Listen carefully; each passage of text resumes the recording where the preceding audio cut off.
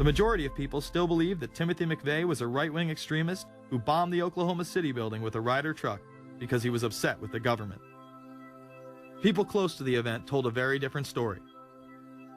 A local congressman believes that convicted bomber Timothy McVeigh and his accused co-conspirator Terry Nichols are not the only ones involved. The Oklahoma State Representative Charles Key produced a videotape featuring witnesses who claim to have seen Timothy McVeigh with another man the morning of the bombing. He was wearing a ball cap. Timothy McVeigh had his on backwards, which just like this. It was on his head. The other gentleman had his on like this. In fact, the FBI had actively pursued John Doe No. 2 in its initial investigation, then denied his existence altogether. There were also multiple reports that explosives were found inside the Murrah building.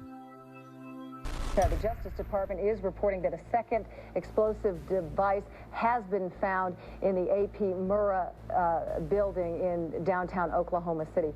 Mike, you're still with us, aren't you? Yes, I am, and I might tell you in addition to that, in fact, what we were told at the scene a few minutes ago was that, in fact, 2 different explosive devices were found in addition to the one that went off.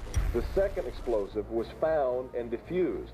The third explosive that was found, and they are working on right now as we speak, I understand, both the second and third explosives, if you can imagine this, were larger than the first. Bomb squads were actually caught on video pulling into the building to retrieve these devices. They'll back that trailer down there, and the bomb squad folks will go in, and they will use that trailer. You see the bucket on the back there, sort of, this is how they would transport the explosive device away from this populated area to try to do something with it. I just took a look down the street at the Murrah building again. I see another bomb truck going, so apparently they're going to try to get out that third bomb that's been talked about. This was even confirmed by the governor at the time, Frank Keating. One device was deactivated. Apparently there's another device, and obviously whatever did the damage to the Murrah building was a tremendous, very sophisticated explosive device. Members of the ATF who would have normally been in the building were tipped off prior to the bombing. He saw what appeared to be a police bomb squad truck near the Murrah building 2 hours before the blast. It had a shield on the side of the door, and it said bomb disposal or bomb squad below it, and I really found that interesting. Another witness who spoke to ABC News on the condition of anonymity will tell the grand jury tomorrow he was told by an ATF official agents working in the building had been warned in advance not to come to work. He just came out and told me that the ATF wasn't in the building that day. They'd been tipped by their pagers not to come to work, which I was flabbergasted. McVeigh would even claim in a letter written to his sister, which was published by the New York Times, that he was actually recruited for black operations, which included smuggling drugs into the United States, as well as assassinations. One may brush this off as the ravings of a madman. However, McVeigh was filmed at the Camp Grafton military facility in North Dakota on August 3, 1993. McVeigh's official records state that he was discharged over a year prior from the Army Reserve in May of 1992. Perhaps even more interesting is that Camp Grafton was specializing in training troops in explosives and demolitions at the time.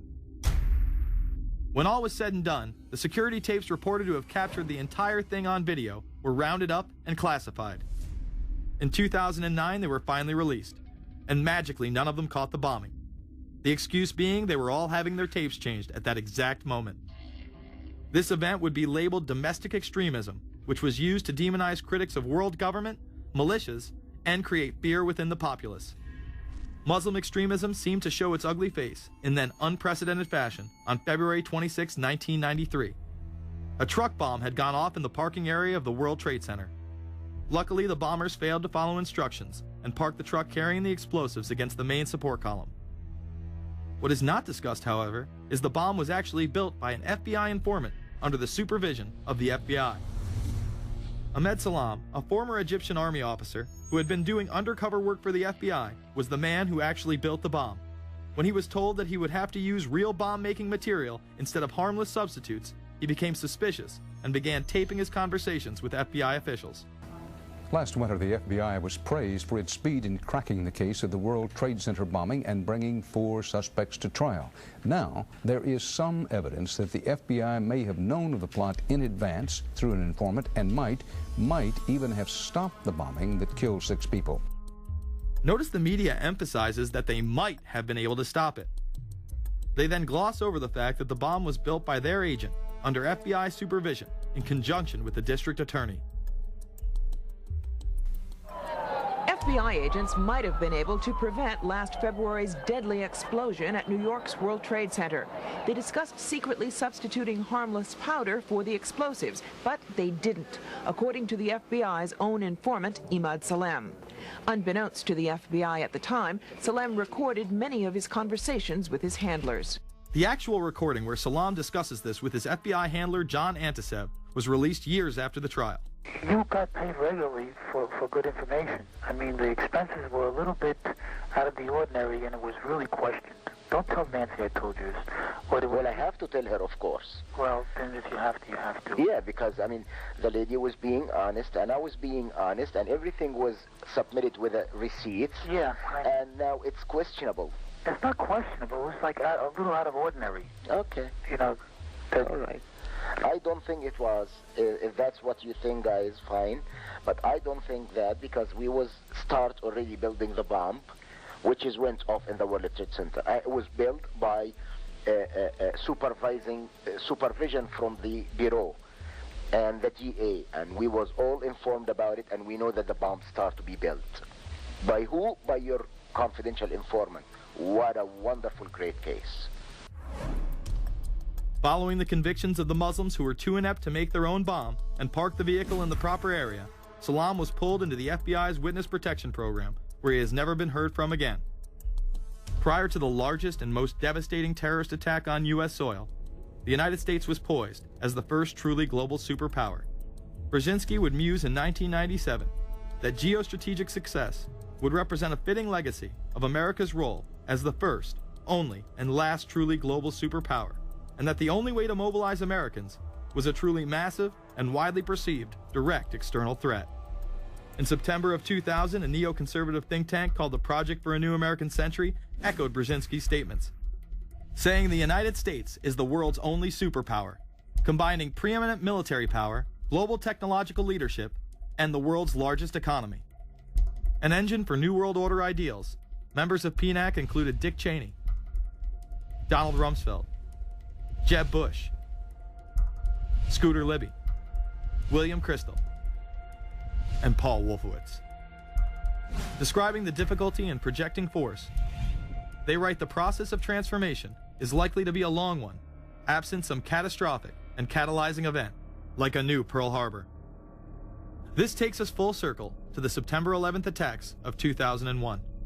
In my previous film, Fabled Enemies, I expose in great detail the Saudi Arabian, Pakistani, and Israeli connections in conjunction with this international intelligence operation. In the early 1980s, bin Laden worked with operatives from U.S. intelligence, the Pakistani military, and Arab states. They ran a wide-ranging covert network that recruited and financed Muslim fighters to battle the Soviet army. The hijackers that were trained at U.S. military installations and protected by the FBI and CIA. The military exercises leading up to 9/11, and those that took place as the attacks occurred. Open line. Command, Sergeant Richmond. Sergeant Richmond, Sergeant Light from Cheyenne Mountain Test Control. How are you? I'm doing fine. Okay, I need you to terminate all exercise inputs coming to Cheyenne Mountain at this time. Copy. And stay on loop until I verify that connectivity is disconnected on the exercise side only. Okay, no, do not do any more inputs on the exercise side and stand by. I got Cheyenne Mountain on the line. Terminating all exercise inputs. So, over, in case you didn't know, this exercise. Oh, yeah. The Black Ops program, Able Danger, and the shadow government involvement.